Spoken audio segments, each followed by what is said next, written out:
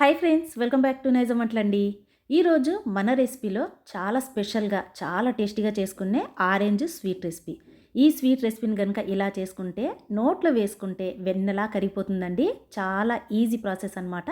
మరి లేట్ చేయకుండా స్టార్ట్ చేసేద్దాం. ఈ స్వీట్ ప్రిపేర్ చేయడానికి 3 అయితే నేను ఆరెంజెస్ అయితే తీసుకున్నాను. మీరు ఎన్నైనా తీసుకోవచ్చు. ఇందులో ఉన్నటువంటి ఈ గింజలు చూసారా, కంప్లీట్గా ఈ గింజలు మొత్తాన్ని తీసేసుకోవాలి. దీంతో పాటు పైన ఉన్నటువంటి ఈ తొక్కని కూడా మనం రిమూవ్ చేసేసుకోవాలి. ఇక నేను తీసి చూపిస్తున్నాను కదా, ఇలా సపరేట్గా తీసేసుకోవాలి. మీరు మాత్రం మిక్సీలో అస్సలు గ్రైండ్ చేయొద్దండి. జస్ట్ మనం మ్యాష్ చేసుకుంటే సరిపోతుంది. అది కూడా నేను ఎలా మ్యాష్ చేయాలనేది కూడా చూపిస్తాను. చూశారు కదా, ఈ విధంగా సపరేట్ చేసుకోవాలి. ఇప్పుడు ఒక ప్యాన్లోకి కాస్త నెయ్యిని ఎక్కువగా యాడ్ చేసుకోండి. నెయ్యిని కాస్త ఎక్కువ తీసుకుంటే రుచి బాగుంటుంది. ఇప్పుడు నేను ఇక్కడ నెయ్యి అయితే కాస్త ఎక్కువనే యాడ్ చేశానండి. ఇందులో డ్రై ఫ్రూట్స్ తీసుకొని కాస్త మనం వేయించేసుకోవాలి. వేయించుకున్న తర్వాత ఇందులోనే ఉప్మా రవ్వ అంటే బాంబే రవ్వ వచ్చేసి ఒక 1 కప్ అయితే తీసుకోండి. ఈ రవ్వ ఇందులోకి తీసుకున్న తర్వాత లో ఫ్లేమ్ మీద మంటను అడ్జస్ట్ చేసేసి దోరగా వేయించేసుకోవాలి. ఎప్పటి వరకు అంటే ఇది కాస్త కలర్ అనేది చేంజ్ అయ్యేంత వరకు వేయించేసుకోండి. చూసారు కదా. ఇప్పుడు ఈ బాంబే రవ్వని కాస్త మనం పక్కన పెట్టేసి ఇప్పుడు వేరొక ప్యాన్లోకి మనం తీసి పెట్టినటువంటి ఆరెంజెస్ ముక్కలు తీసుకోవాలి. ఈ ముక్కల్లోకి మనం వేసిన వెంటనే ఇందులోకి షుగర్ని యాడ్ చేసేసుకోండి. కాస్త తీపి ఎక్కువగా తినేవాళ్ళనుకోండి, చక్కెరని 2 కప్స్ వరకు అయితే తీసుకొచ్చండి. ఇప్పుడు లో ఫ్లేమ్ మీద పెట్టేసి ఈ విధంగా మనం కలుపుకుంటూ ఉండాలి.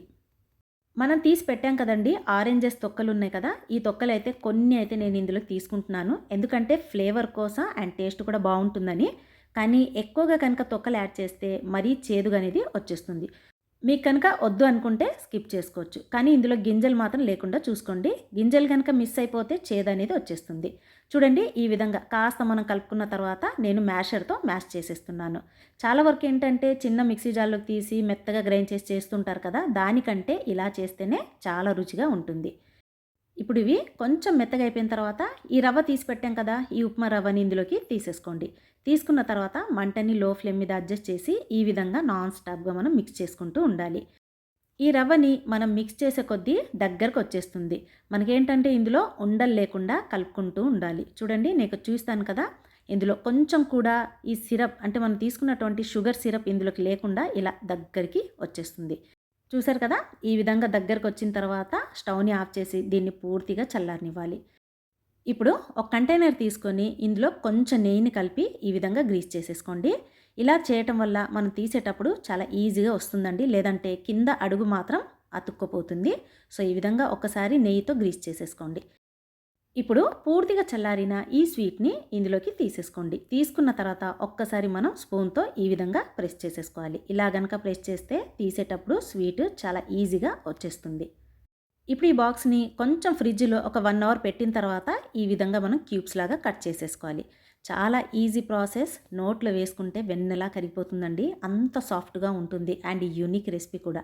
ఈసారి ఆరెంజెస్తో మీరు ఇలా మాత్రం తప్పకుండా ట్రై చేయండి. మీకు డెఫినెట్గా నచ్చుతుంది. చాలా చాలా బాగుంటుంది. చూడండి, ఇక్కడ చూస్తాను ఎంత సాఫ్ట్గా మనకు కనిపిస్తుందో. చూసారు కదా.